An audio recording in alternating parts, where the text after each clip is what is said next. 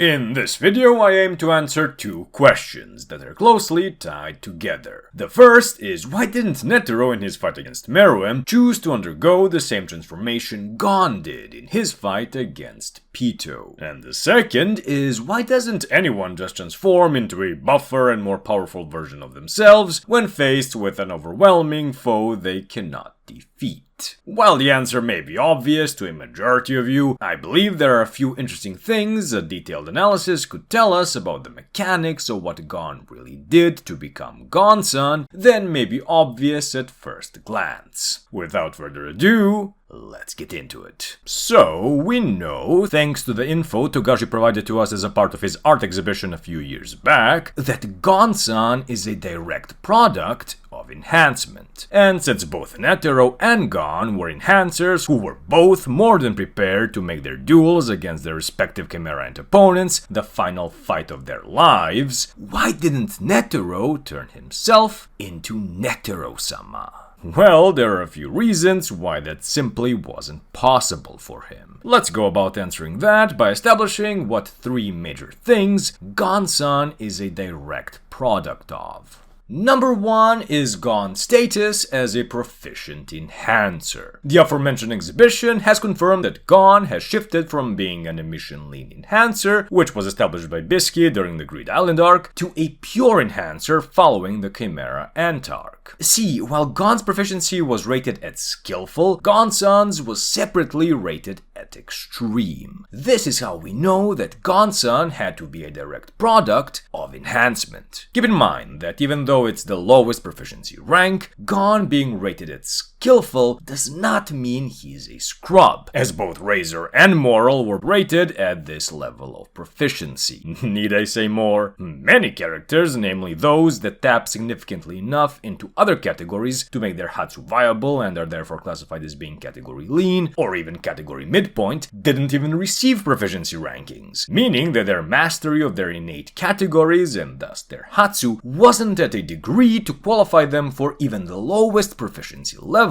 this circle represents, according to Togashi. The second major thing that made Gon's transformation possible was his unimaginable and unquenchable rage, directed towards the monster that took away the closest thing he'd ever had to a father figure. See, Gon had never lost someone he deeply cared for before, and had never really learned to cope with loss. This, together with his inability to rein in his anger at seeing something he deems to be unjust or unfair, paired with the fact that he was prone to tremendous spikes in strength and power whenever he would get flustered, made for a volatile combination. This was something that was put on display and hinted at very early on, when we saw Gon crush Illumi's arm at the end of the Hunter exam arc. Keep in mind, this is a Zoldyck and top-tier Nen user we're talking about, and while we can say he simply wasn't enhancing his arm at the time, and if we are being real, Togashi most likely hadn't fully fleshed out Nen as a power system yet at this point, what Gon did to him was nonetheless a very impressive feat of both strength and boldness. This great volatility in power, informed by his emotional state, is an instance of Gon tapping into a portion of his dormant potential, which has been remarked on as vast multiple times throughout the series. Speaking of potential, that's the third major thing that made Gon-san possible. See, what Gon did was trade his future, his very life, for a tremendous amount of power for a very limited time, in order to defeat a single opponent. Bear in mind, this wasn't some arbitrary amount of power. It was the power he could have realistically attained, based on his potential, had he dedicated all his life to training with the singular purpose of annihilating Pitou. This tremendous amount of power, which was enough to rival pre-Rose Meruem, was the hypothetical product of an insane training regimen on the level of Netero's when he attained the 100 type Guanyin Bodhisattva, but undertaken over a period of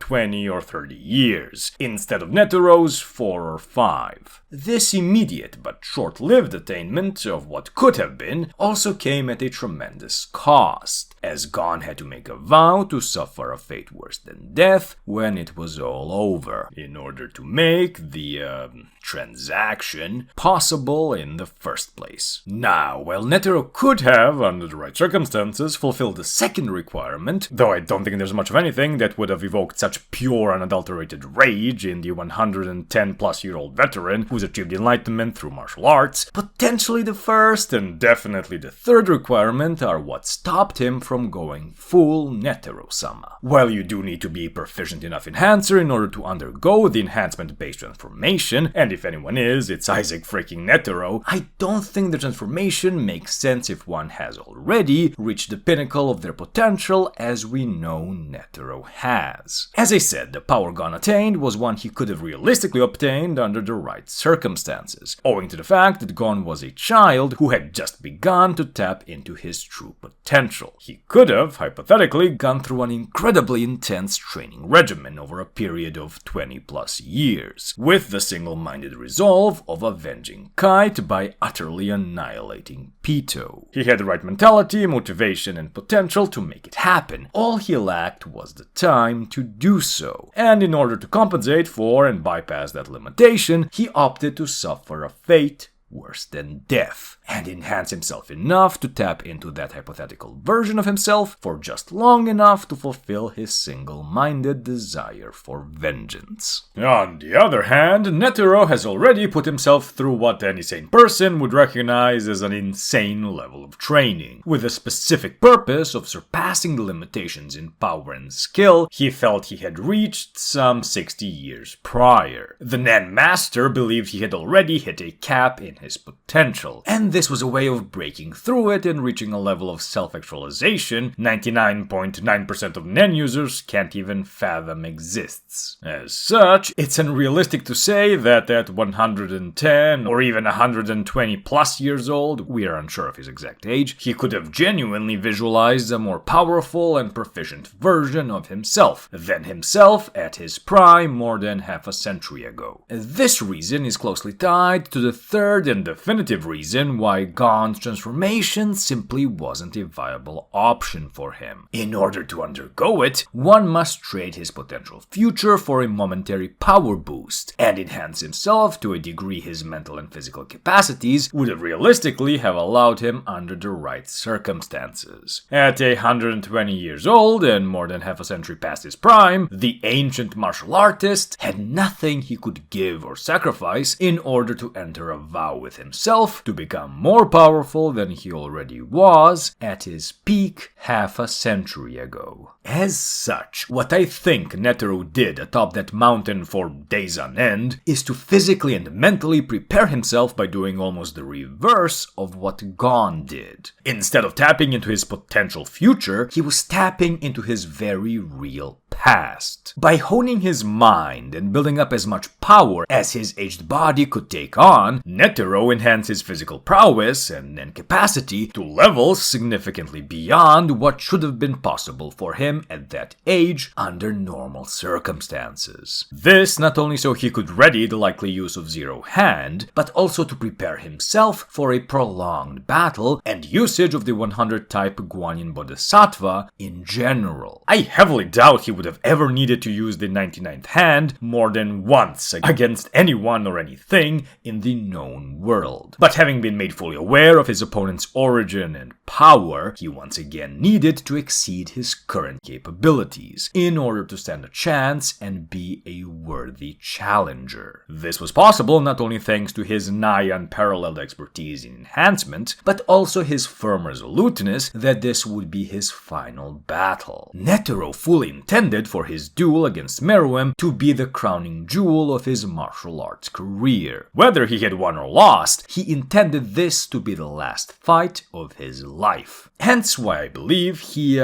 overcharged himself, let's say, in preparation for it. Note that he was significantly more muscular during the palace invasion than when he showcased his Ren to cult some weeks before. A boost in one's physique is an indicator of an increase in power and vitality. That is especially important for enhancers, who either enhance the properties of their bodies to create their Hatsu, such as Uvogin and Gon, or in much rarer cases, use enhancement to make possible what would normally be considered incredibly detrimental physical restrictions, such as Netero's insanely impractical prayer movement. This overcharge was also, I believe, a big reason why he couldn't postpone his match against the Ant King in order to discuss terms, despite being fully aware of the inner struggle between Ant and human happening within Meruem. He had poured all of himself and more in preparation for the duel, and there was no turning back. He was a vessel overflowing with power beyond its capacity, and which needed to be released either through a prolonged and intense spamming of the 99th hand, or a singular use of Zero Hand. It is my intuition that Netero would have ended up looking like this following his duel with Meruem, whether or not he had won or lost, as that was the cost of him attaining a level of power equal, or at least close to, his once prime, even if it was only for a very limited time, in order to defeat a single opponent.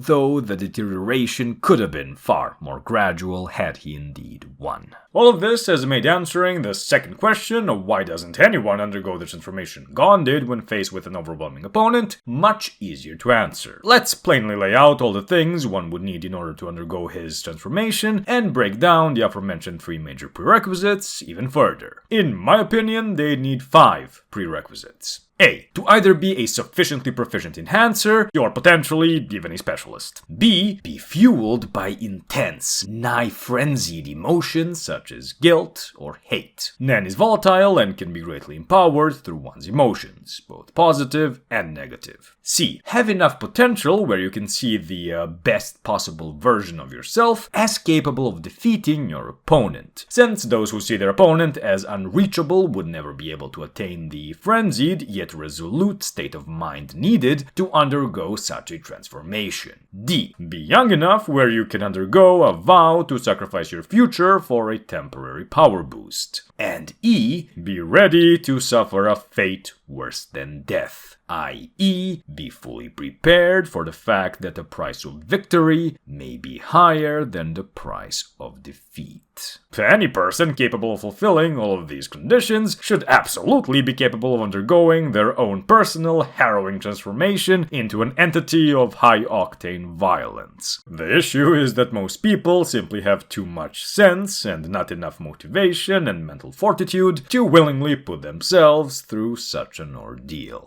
And done. This video was inspired by my third rewatch of the 2011 anime and the questions some of my buddies had. It was a nice change of pace and a welcomed break from the 10+ weeks of making videos purely on manga content. The next video will be almost entirely Netero-centered and is one I'm very much looking forward to, especially the comment section. That video should be out in 4 or 5 days for members, i.e. Kamaswami, and it'll be made public in another 9 or 10. The aim is to keep a schedule of 3 videos a month. So, in order to keep that up, even when things get busy with work, I'd like to always be 1 video ahead, if possible. As always, thank you very much for watching. Your feedback is always appreciated. Subscribe if you like more content like this. As mentioned, I'd like to thank Kamaswami for going the extra mile in supporting the channel, and I'll see you in the next one.